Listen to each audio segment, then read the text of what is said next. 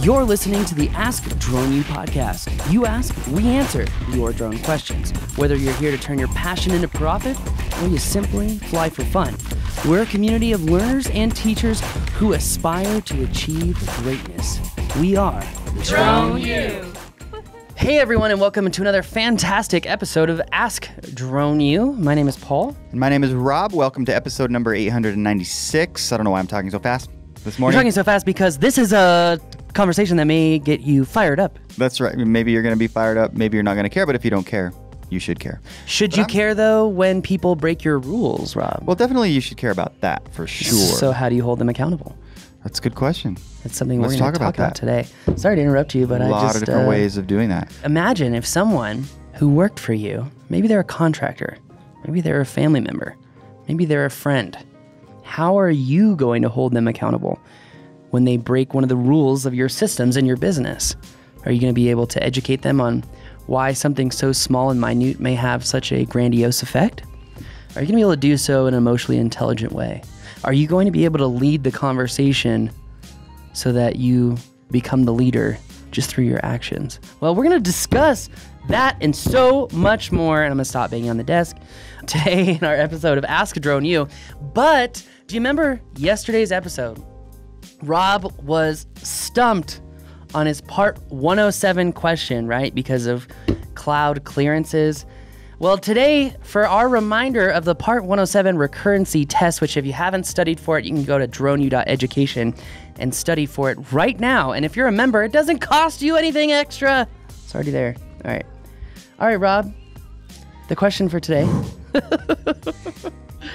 The minimum distance from clouds required for SUAS Part 107 operations is, these guys need a lesson in grammar. Okay, the minimum distance from clouds required for SUAS Part 107 operations are clear of clouds, 500 feet below, 2,000 feet horizontally, 500 feet above, 1,000 feet horizontally. Didn't we figure that out yesterday? So what's the answer? It would be 500 feet below. That's correct, and 2,000 feet horizontally. Woo! Well, man. What's kind of funny is that I said, didn't we figure that out yesterday? That was actually about an hour ago. Yes. So I better not get that one wrong. Hey, I was trying to give you a chance for redemption, and you just tore yourself down. You threw me a softball, and I think I maybe got a base hit, but I didn't hit it out of the park. No, that was a bunt. That was for a hit.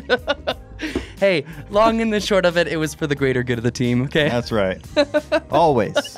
Always. All right, let's hear today's question, which is brought to you by our sponsor.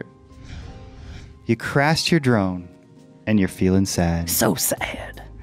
We don't want you to be sad. Don't be sad. Nor do our friends and your friends at fortressuav.com. Fortress Solutions is what they started out as. In 2002, they were founded, and they have grown to be the largest telecom equipment repair supplier in the global market, and they have now branched out into repairing drones. So these guys know what they're doing. They've got drone repair technicians that are OEM trained, and their facility is certified. 5 easy steps is going to get your drone taken care of. You simply package it up, don't forget the remote, ship it to Fortress, and then they're going to diagnose it for you. They're going to take a deep dive look at what's going on with your drone, software, hardware, everything having to do with that drone, and then they're going to let you know what that's going to cost to fix it or what it needs. And by the way, they do all that for free. And if you choose not to have it fixed, no problem. They're going to ship it back to you. Shipping is on you. And obviously, if they do fix it, then they'll take care of it and they'll return it to you as well. 7-day turnaround is what they're promising. Pretty darn quick. Very fast. Have that back up in the air in no time. Way faster than what I got. That's very true. Not from them. Another company. Another company. So check them out at fortressuav.com/droneu. And when you're in the issue details section of the repair request, be sure and enter the promo code DRONEU, and they'll give you 10% off of your repair order. 10%. So get that drone back in the air ASAP with Fortress UAV. Take flight now. Hey guys, this is Michael. It's been a long time. How you guys doing? So, it's going to be quick. I got a guy, I came into the shop this morning and I saw 4 DJI Mavic Pro batteries charging, and they've been charging overnight unsupervised in the building. I'm going to write him up for irresponsibility. I just want to know what you would do in this situation. How would you handle this? He's going to tell me that the DJI batteries, because I've heard it before from him, he's going to tell me that the DJI batteries are protected from explosion and mishaps. It doesn't matter. I don't care even if that is the case. So, what would you do in this situation? And can they blow up? I mean, I'm looking it up right now, but I just want to know your opinion. I really value you guys' opinions. If you could just get back to me, I really appreciate it. And you guys keep up, man. Thanks. Hey, Rob, what's the one word you never say on an airplane? Explode? Bomb. Bomb? Okay. Bomb. Never say bomb. He said bomb. Are drone batteries really bombs? Not really. Now, will they aggressively light on fire if the lithium reaches oxygen? Yes. Is the temperature hot enough to burn through an aircraft hull? Yes. And I'm not talking about a Phantom. I'm talking about a Boeing 747. Recently, there was some research done to showcase the melting point of the battery and the melting point of aircraft-grade aluminum and aircraft-grade titanium. And it did burn a hole right through the aluminum. So, is there an issue with batteries? Well, I think you should go to YouTube really quick. And you remember a drone store that went out of business because they aggressively expanded way too fast because they were trying to own the market and be the best that there is without ever trying to actually do the hard work and put in the real time? Drones Plus is what we're talking about. And if Drones Plus has a video, I believe it's still on YouTube. Rob, if you want to cross-check me really quick on YouTube and search DJI battery explosion Drones Plus. The DJI batteries are a little bit better than most batteries, but they still can light on fire and not really explode, but they can light on fire and cause serious damage. We have seen people's house burn down. Long story short, DJI batteries are balanced batteries. Balanced batteries do give you warnings if they've been overcharged, over discharged, if they are too hot to charge, or there's some other type of voltage warning or whatnot. Now, have I seen DJI batteries like literally melt? The answer is yes. I literally have seen that. Okay, so this is the video. You found it. It's got 73,000 views right now. I think that's it. Anyway, maybe it's not, but a Phantom 4 battery lights on fire in that video. Yeah, that's it. Yeah, go back. Yep, there's the footage. Yep, there it is. Anyway, so long story short is the answer is yes, they are balanced batteries, and yes, they still can explode, especially if people like this guy have not treated the batteries properly. What does treating batteries properly mean? It means not leaving them in super hot environments like your car for extended periods of time on summer days. It also means to properly maintain the batteries, means to deep cycle the batteries every 10 cycles, which I'm also learning is important for other types of consumer-based batteries as well, which I never knew.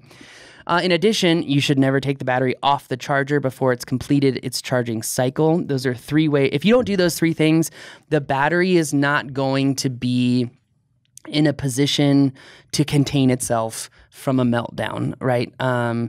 Wow, that's a fire right there. That's intense. That's an intense fire.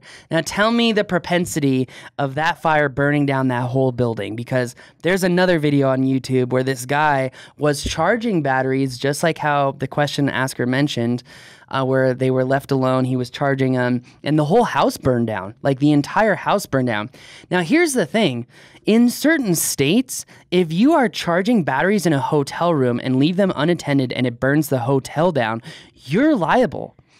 I think it's in Texas is where I read it on the door. Meaning insurance isn't even going to take care of it. Nope, you're liable. I remember, I always read the... They could argue negligence. Yes, I always read the things that are on the back of the door because I'm just weird and curious like that.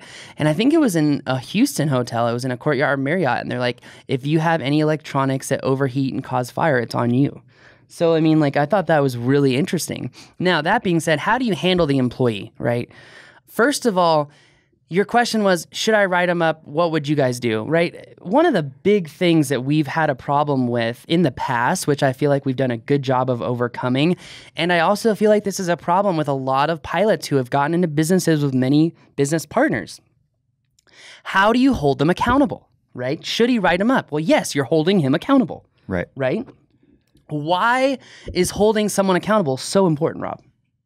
Well, they're not going to learn. They're not going to change behavior if you don't hold them accountable, for one. I mean, I don't know what you're getting at, but that's certainly one of the things I think that that's comes a to mind. definitely good point, right? Because if you tell your daughter, no, you can't use your phone after you are texting and driving, and then you let her use the phone, you just told her that it's okay to text and drive. Exactly. Which could kill her. So anyway, long story Yeah, I short. mean, we have systems, we have protocols, we have rules in place for a reason, not the least of which, particularly when you're dealing with drones and batteries, is safety.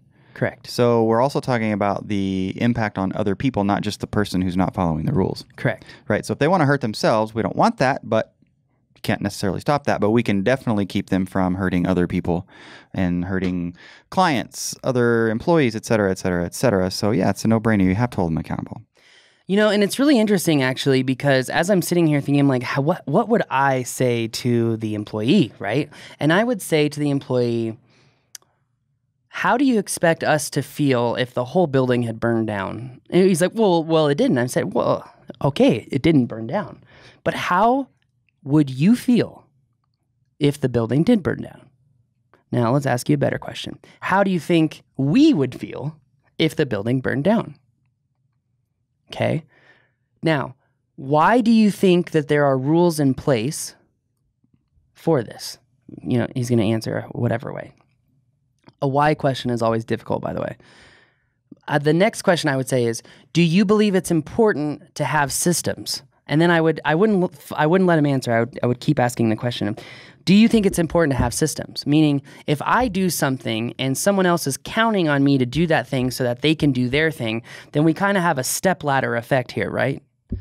So if I don't do my part of the system, then I negatively affect the people around me and they can't do what they're doing, right? So look at this as an ownership standpoint. If I've got 5 owners in a business and I don't hold each one of them accountable and they all own 20% of the company, is my 20% worth the same as their 20% if they're not being held accountable? Well, I think it devalues your 20% as a whole. Exactly. I mean, it devalues the entire company. It devalues the So 20% that he owns, and Exactly. it devalues the 20% that I own, because if Exactly. I'm not holding them accountable and they're not getting things done for our business and our business isn't increasing its revenue and thus increasing the value of the business, then doesn't everyone in the circle devalue the entire business? Yeah, absolutely. So it's the whole weak link theory, right? If you've got a chain that's holding the piano down the building to get it to the floor from the 10th floor, like, I don't know, they do that in New York City and stuff, right? And there's a weak link in that chain, the whole chain can be incredibly strong. I mean, you could have, I don't know, whatever gauge chain that you'd want to talk about that's really heavy, but there's one weak link for whatever reason, it's weak. The whole thing is toast. Correct. So now, going back to the employee, I would say, you know, after those questions, I would say, now, do you believe, now, this is what I would say. I would go with empathy, right? Tactical empathy. Look, I understand you wanted to charge the batteries overnight because it would be easy. You don't have to worry about them. You're not here to watch over them, whatever. But what if one of them were to light on fire? If you were here, do you believe you'd have a better opportunity to inhibit a larger problem at hand? So I understand that you want to get these charged and done easily, but do you understand how a business owner like myself or a manager like myself is having extreme difficulty with empathizing with your laziness while you're risking the entire material life of our business? Everything that we use, every tool we use, is at risk because you want something to be easier. Do you think I mean, how do you expect everyone else to feel on the team? Then I would say, so I'm writing you up. And I'm writing you up to hold you accountable. Because if this happens again, we're going to have a very serious problem. Because we have systems in this company. These systems are here to help you, to help your teammates, and to help you guys work together. These systems are in place to help us create a quality product efficiently while we're creating relationships with our clients. And if we're willing to put all of that at risk, do you think I'm willing to risk my business because of your risks? And I would end with that question. Yeah. Let them simmer on it, right? Again, back to Chris Voss. We have a problem. Put it on their freaking shoulders. And by the way, this person's response to all of that is critically important. Correct. If they are humble and understanding that there's an issue and promise to not do it again.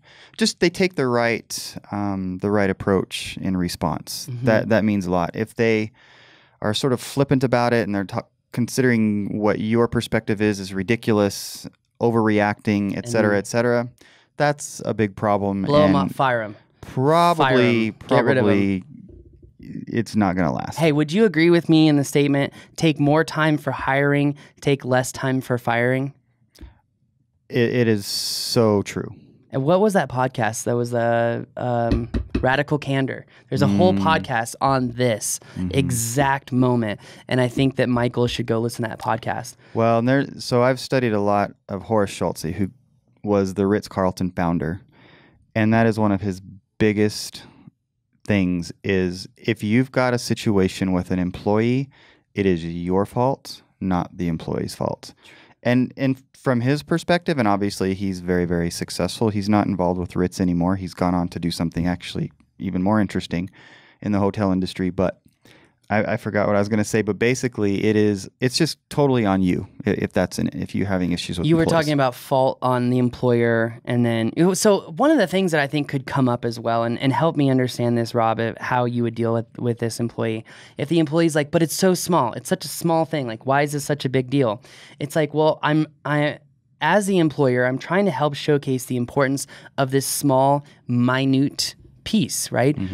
It may seem small and minute to you, but the inherent risk of the action threatens everyone in the business and threatens the livelihood of those families. How do you expect those families to feel when their breadwinner isn't making money anymore because the business burned down?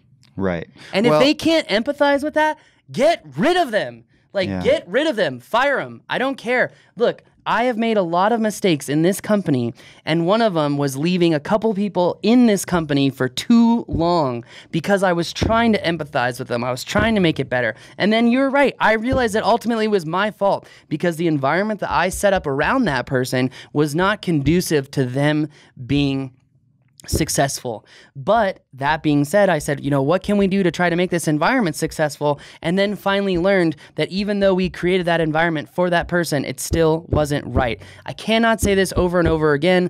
Take more time hiring. Take more time hiring. I mean, I know Hoel is next door in the studio next door. He could probably hear me, but we took a long time to hire Hoel. Because we had learned. We had learned. And Hoel is the best freaking employee, contractor, team member, awesome kid, everything in this company. And I hope you can hear me, Hoel. So anyways, I think one of the points, and you alluded to it, is, and I don't know, sometimes people I think get this reversed when they say, what's the big deal? I mean, it's such a small little thing. And so I think what they're thinking subconsciously is, I'll be fine with the big things. But from a manager, company owner's perspective, no, that's not it at all. It's, if I can't trust you with the little things, that should take very little thought and very little effort on your part to do right. How can I trust you with the big things that are going to take a lot more thought and a lot more effort? Boom. But they don't, like I said, they get that whole thinking reversed when their response is, what's the big deal? It's such a small thing. If they say, what's the big deal? What's a small thing? And you try to explain it to them again and they do not empathize, fire them, because they do not understand the systematic nature of the company and how they're an integral piece in the ladder.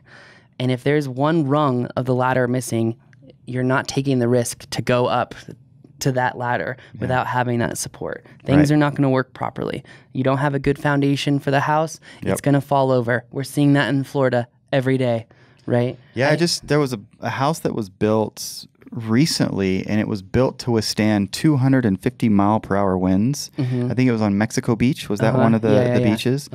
And just obviously the devastation, which is horrible. And there's this one house just standing there. ICF, baby. Almost, untouched, it looks like. A couple of windows had cracks. Oopsie. Unbelievable. Just unbelievable. Be that house. Yeah. I mean, you saw that I bought that book, ICF Building.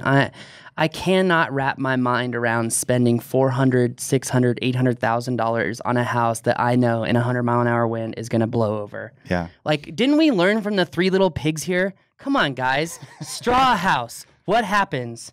Stick house. What happens? Brick house. What happens? Well, especially, I don't want to get into Come on, guys. We learned all these things in childhood. We just didn't listen.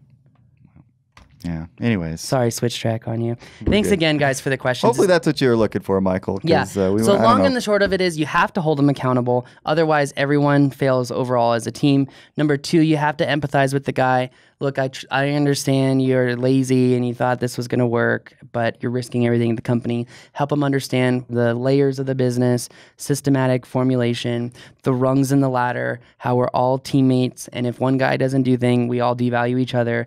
Ask them again, how would his team members' family feel if their breadwinners couldn't bring home the bacon for the family?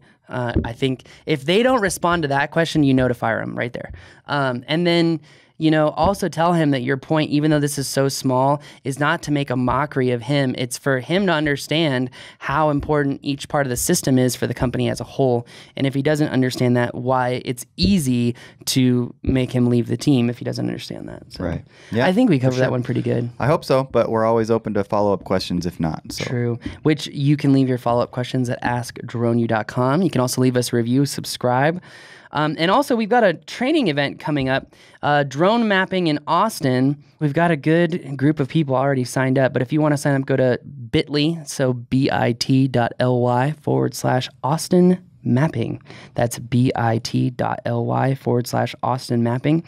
You're definitely going to want to go. There's a lot of cool cultural events going on in Austin the week before the training, too, if you wanted to make a vacation out of it. Can wear shorts and suspenders at the same time. They're leather shorts, Rob. They're leather shorts with suspenders. Nonetheless. Das ist Lederhosen. By the way, am I going to be weird by not wearing them? Nah, no. Okay. I'd say only like half the people wear them. Okay. There's 10,000 people. I'll be the non-cool half. On that bombshell, that's going to do it for us today. My name is Paul. My name is Rob. This is Ask Drone You.